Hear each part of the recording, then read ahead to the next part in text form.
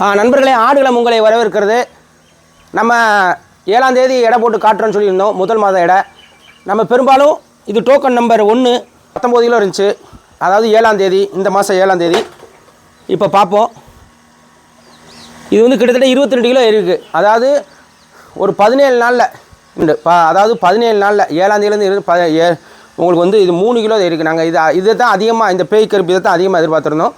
இது ஏறல. அடுத்த குட்டியை பார்ப்போம். இது வந்து வெளிச்சி. இது வந்து டோக்கன் நம்பர் 19.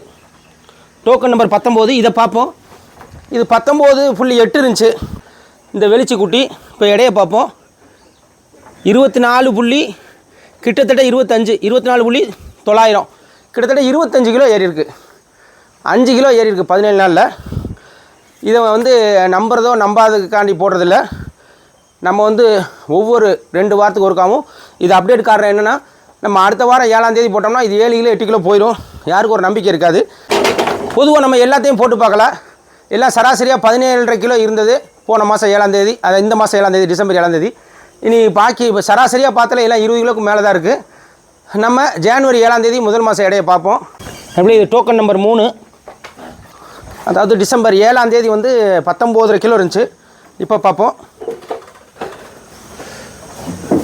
இது 22.19. இது ஒரு 3 கிலோ ஏறி இருக்குது.